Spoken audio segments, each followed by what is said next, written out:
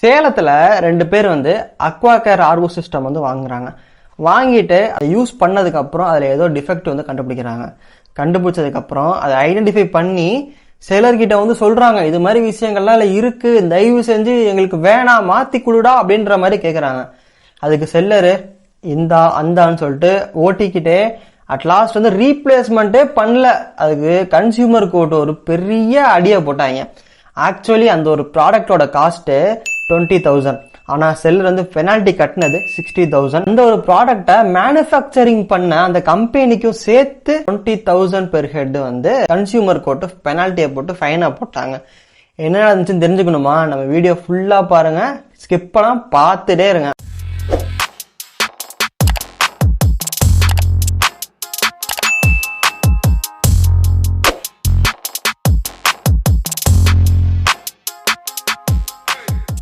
Hi guys, நான் என்னோட video first வந்து பார்க்குறீங்க, மறக்காம சப்ஸ்கிரைப் பண்ணுங்க.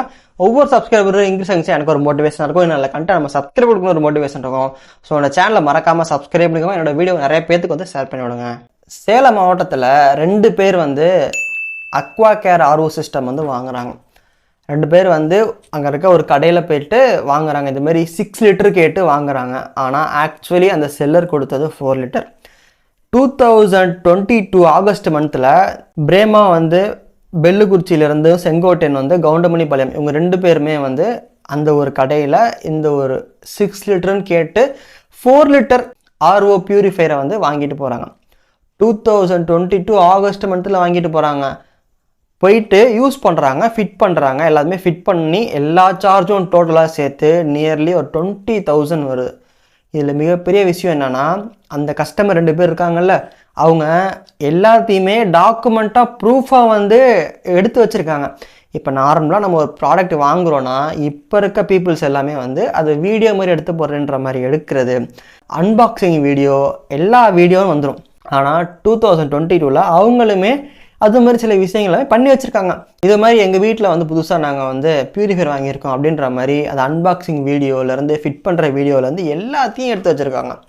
இதில் மிகப்பெரிய கூத்து என்னென்னா, அந்த 2 கஸ்டமருமே செல்லர்கிட்ட போயிட்டு இது மாதிரி நாங்கள் கேட்டது 4 லிட்டர் இல்லை 6 லிட்டரு, ஆனால் நீங்கள் கொடுத்துருக்கிறது 4 லிட்டர், ஸோ எங்களுக்கு வந்து ரீப்ளேஸ்மெண்ட் பண்ணித்தாங்கன்னு அவங்களோட இஷ்யூஸ் எல்லாத்தையுமே சொல்கிறாங்க. அது மட்டும் இல்லாமல் கஸ்டமரே ஐடென்டிஃபை பண்ணியிருக்காங்க. பாருங்கள், மிகப்பெரிய விஷயம்.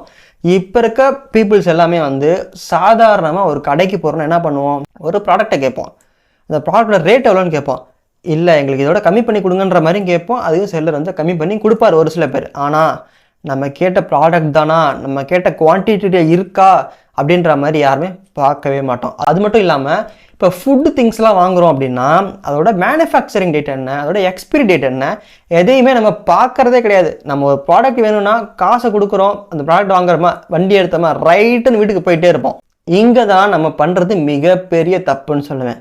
நம்ம வாங்குகிற ப்ராடக்ட்டுக்கும் நம்ம கொடுக்குற காசுக்கும் அதில் மென்ஷன் பண்ணியிருக்க ப்ரைஸுக்கும் எல்லாமே கரெக்டாக இருக்கான்ற மாதிரி நம்ம செக் பண்ணணும்.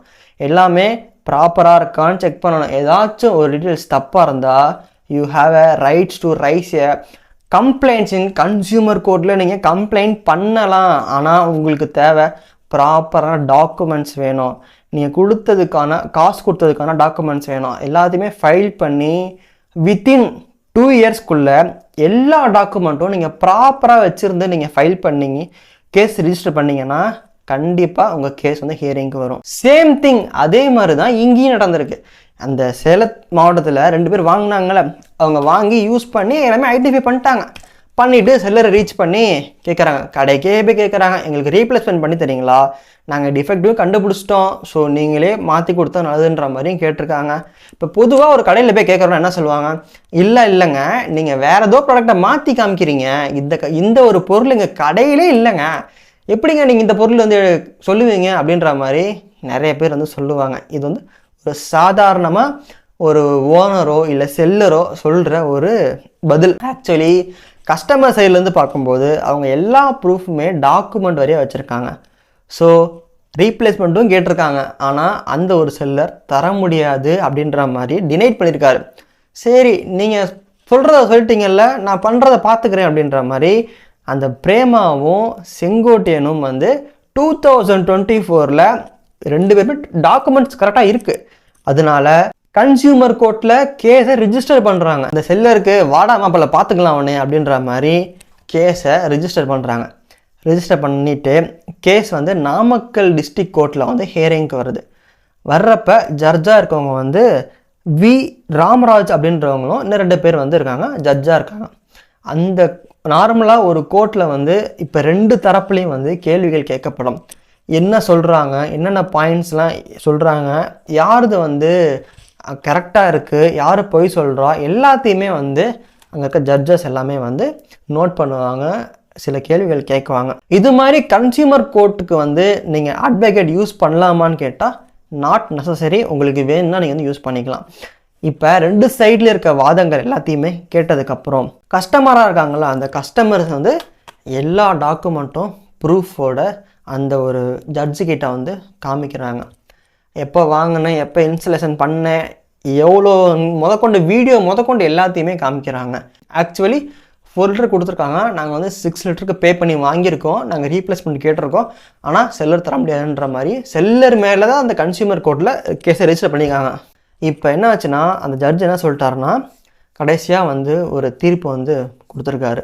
செல்லராகிய நீங்கள் வாங்கின காசுக்கு கரெக்டான ப்ராடக்ட் தரவில்லை, கஸ்டமருக்கு வந்து நீங்கள் வந்து ஏமாத்திருக்கீங்க அப்படின்னு சொல்லிட்டு செல்லருக்கு வந்து தலைக்கு 30,000 ரூபாய் பெர் ஹெட். 2 பேர் கேஸ் ரிஜிஸ்டர் பண்ணாங்கல்ல, 2 பேர்த்துக்கும் 30,000 ரூபா நீ ஃபைன் தரணும்னு சொல்லிட்டாங்க. அது மட்டும் இல்லாமல் இந்த ப்ராடக்டை மேனுஃபேக்சரிங் பண்ண அந்த ஒரு கம்பெனிக்கு வந்து பெர் ஹெட்டுக்கு வந்து 20,000 தந்தே ஆகணும் அப்படின்ற மாதிரி டோட்டலாக 1 lakh rupees வந்து இந்த கஸ்டமருக்கு நீங்கள் தரணும் அப்படின்ற மாதிரியும் சொல்லிட்டாங்க.